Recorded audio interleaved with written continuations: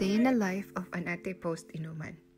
30th birthday ng kapatid ko ngayon. Heto po siya, nalasing at nakatulog, yakap-yakap ang plastic. Kumutan muna natin kasi baka lamigin. After nun, naisipan kong magluto ng sabaw. Well, magluluto tayo ng lugaw. Kasi every after ng hangover, everyone's looking for sabaw. Kaya lugaw ang lulutuin natin for today's video. Madalas tinatanong nila ba't di ako nalalasing kapag may inuman. I think it's by choice. Kasi alam ko na meron dapat na isa magliligpit. After mag-unload ng mga pinggan sa dishwasher, eto po tayo nagpupunas ng carpet dahil may isang mabuting bisitang sumuka. Itago na lang natin yung pangalan niya para hindi naman siya mahiyang bumalik ulit sa bahay namin. Bakit ba hindi ako nalalasing?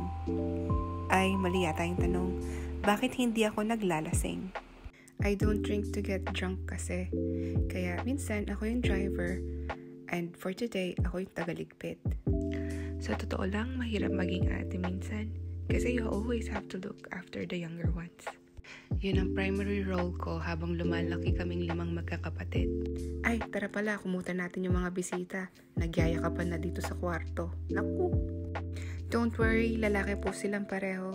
Bromance ito. Kasarap po ng tulog nila po. At ito na po ang ating brown rice lugaw. Disclaimer, baka sabihin nyo bakit hindi white. Meron siyang chicken, tsaka chicken liver. At naglaga po tayo ng isang katerbang itlog para walang mag-agawa ng itlog. At dahil may nagtawag po ng uwak sa toilet, eto, I'm doing laundry naman ngayon.